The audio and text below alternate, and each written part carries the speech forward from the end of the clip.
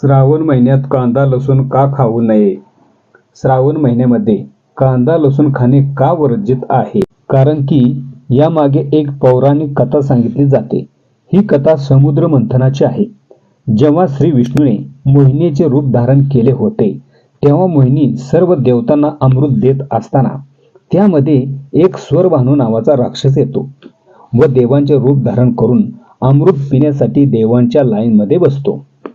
मोहिनीच्या रूपात असलेले भगवान विष्णू त्या राक्षसाला अमृत देतात तेव्हा भगवान विष्णूंच्या लक्षात येते की हा राक्षस आहे.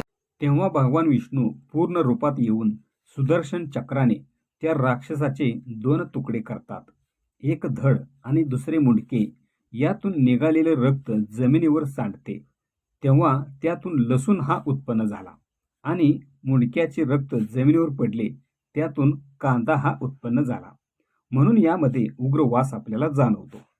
पण त्या राक्षसाने अमृत ग्रहण केल्यामुळे त्याचे शरीर नष्ट झाले नाही. म्हणून मुंडके हे राहू व धड म्हणून केतू उत्पन्न झाले. त्यामुळे श्रावण महिन्यात देवांच्या कोणत्याही धार्मिक कार्यामध्ये लसूण व कांदा खाणे वर्जित आहे.